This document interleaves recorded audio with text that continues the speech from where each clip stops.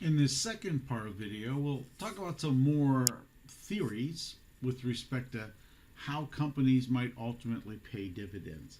And again, kind of keep in mind that we're talking about how managers view dividends, not how investors view them. Right? What does the manager think a dividend is for? How do they use it as a management tool? So the next set of theories talk about something referred to as the dividend irrelevance theory. There was theory developed in this actually in the late 50s, early 60s by two guys, Miller and Modigliani, and basically said in a perfect world, the value of a company is really determined by its earning power and the risk of its assets. Right? So it's the earning power and assets that will determine value. The dividends that a company pays and the internally retained money that it keeps doesn't have an impact on value. So in a perfect world, how do we define that? No taxes. We live in a world of certainty, no transaction costs, no market imperfections. If that is true, the value of the firm should be unaffected by the distribution of dividends. Of course, real markets never satisfy the perfect market assumptions, right? So we realize up front that this theory has some holes, right? That there might be some times when dividends will affect value. But as a general idea, right, dividends affect financing. They don't affect the earnings ability of the company. They don't affect the risk of the assets that are purchased. So they shouldn't affect the value of the company, since in the end, they do not affect the investment base of the company. So one of the concepts that comes from this dividend irrelevance theory is something called the clientele effect. And essentially what this says is that companies will attract investors that want the kind of return that they're paying. So let's think about this. A company can pay 10% out, and it can pay 10% out as 3% dividends and 7% capital gains, or 0% dividends and all capital gains, right? Investors are looking not just for the 10%, they're also looking for how they're going to receive that 10%. So tax exempt investors, right, they might want to buy into companies that pay higher dividends because they don't pay taxes. If, on the other hand, you're in a high tax bracket, you might want companies that pay rather low dividends. So what happens if the company changes its policy, right? If we were this tax exempt kind of company, right, we typically pay out lots of dividends. What if we change? The clientele effect essentially says that investors are going to sell their shares because they're not happy, but we have people on the other side of the transaction that want what they are selling. So this will not have an impact on the demand curve, since we have equal views as to the value of the company. So again, the demand curve will not be impacted. All we're going to do is change who the owners are.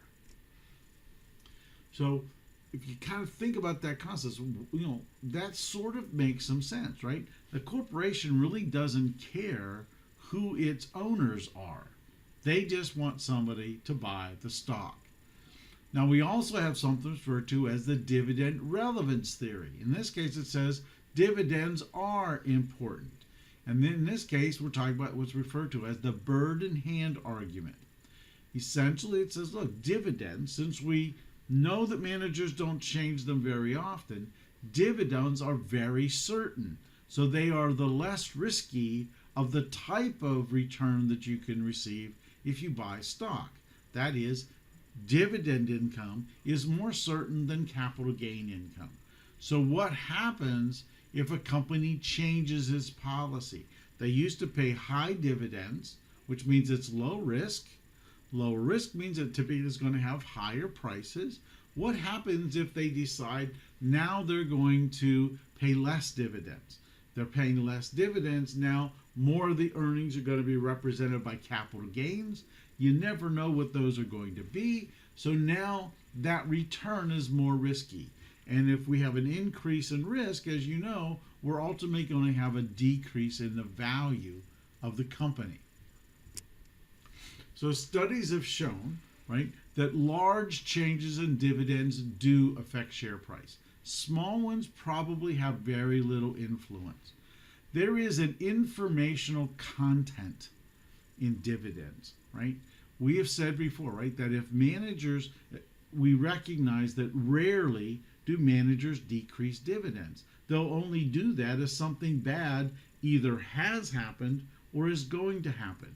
So if managers decrease the dividend as investors, even if you don't know what happened, you know that probably something bad happened or they wouldn't reduce the dividends. Likewise, if they increase dividends, you say, well, how are they going to afford that? Something good must have happened that will enable them to pay that cash out.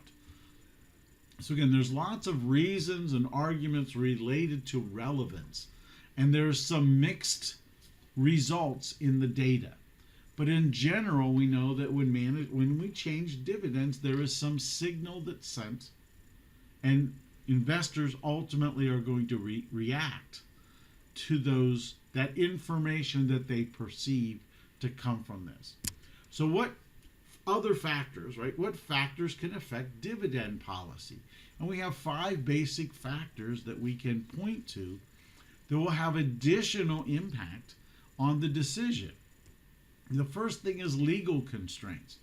There could be contracts that we have with bondholders, etc., that limit the amount of dividends that we ultimately can pay. Excuse me. This first legal constraint, has to do with what's referred to as capital impairment restrictions. Essentially, this says, look, if you don't have retained earnings, you can't pay common stock. So if a company eliminates or reduces all of its retained earnings or has several years of negative income and now the retained earnings are negative, they cannot pay out dividends because that ultimately would come out of the common equity section, and now we would be reducing the value or the worth, if you will, of the actual common stock. So capital impairment is one of the reasons, one of the legal restrictions. You have to have retained earnings to pay dividends. The next thing is what I was kind of got off on track about, has to do with different types of contracts. A bond contract may limit how much dividends you can pay. I mean, imagine if a company paid out all of its cash in a dividend, and then in 2 weeks, the bond interest coupon payment was due. Obviously, they want to protect their investment in the company, the bondholders do, so they may put a constraint on how much cash and how much of the earnings can actually be distributed. Growth prospects are going to have a great impact on the policy. In fact, probably more than almost anything else, right? If companies are in a growth phase, they need cash. It is better for them to go out and use profits, which they already have, than to go out and create securities like stocks so that they can purchase the assets that they need to finance this growth, right? So growth companies will typically pay very low or almost no dividends so that they can reinvest all of their profits into the company. And of course, after a company becomes more established and they have a better cash flow stream, if you will, now paying of dividends might become a more viable opportunity for investors if the company now is more established and they have more things happening, more cash flow streams. The last thing to kind of talk about is owners, right? What is the tax status of the firm's owners? We kind of talked a little bit about this in the clientele effect. So if you think that most of your owners are, tax exempt types of folks, you may want to pay out more dividends. What about the investment opportunities of owners? Owners are going to look at the company and decide whether or not the company's investment strategy is good or bad, right? If owners perceive that they can make better investments than the corporation can, owners are going to want a higher payout of dividends. This happens frequently with very mature companies. They don't have a lot of growth opportunities, so investors can invest better on their own than have the company invest their money. And in the end, there's this concept of dilution we've talked about in several other videos, right? So if you pay out too much dividends, you're going to have to issue new common stock. And that result could end up in dilution of both control and earnings. Earnings theoretically is a question whether or not dilution actually happens with respect to earnings, but with control, this is the big issue. If you have to issue new stock, you ultimately may have new investors. So now the control of the company is watered down or is diluted. So there's several different types of dividend policies, right? We can have a constant payout policy. Again, some policies based on a certain percentage of earnings each period. The challenge with that obviously is the dividends go up and down. We could have a regular dividend policy where basically it's fixed. We're going to give 10 cents every quarter forever. What many companies do is this last one, which is something referred to as a low regular dividend plus something extra. So we're going to pay 10 cents every quarter, and at the end of each year, we'll look and see how the company did. If the company did really well, then we will give a little extra. But the investors are always going to assume they're going to get this low regular dividend. The extra dividend is a bonus that they receive. Now, the last thing to kind of talk about is what's referred to as stock dividends or stock splits. And really, the difference between stock dividends and stock splits really has to do with accounting. How it's accounted for, how it's journalized is different. But in the end, how it impacts the capital structure of the company and how it affects investors is the same. So in a stock dividend, you're just going to receive additional shares, but it's in the same proportion that you already own. So you don't get more shares and more control. You get more shares, but the same control. You get no cash, right? So there's no real value that's going to be transferred. Since all we've done is change the number of outstanding shares, the stock price will change, as well as the dividends will change, but they will change by the percentage or by the stock dividend or stock splits.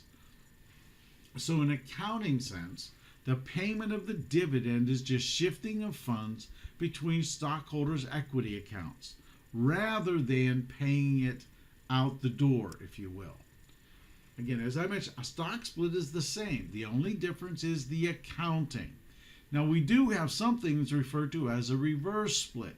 In this case, instead of increasing the number of shares, but keeping them the same, this would be reducing the number of shares. And of course, the stock price and dividends would be affected opposite for a reverse stock split than it is for a regular stock split. So if you kind of look at a 2-for-1 split for this company, if you notice in the end, the stockholders' equity is the same. So nothing changed, except if you look at the common stock account, we had 200,000 shares at a $2 par. Now we have 400,000 shares at a $1 par. And as you can see, none of the counts changed. So really a stock dividend or a stock split is taking the corporation's ownership like a pie and just dividing it into different sized pieces. So if you don't change the control and if you don't change the value, then you don't have anything that is of wealth or is going to change the wealth of shareholders. So that's the end of our videos on dividends.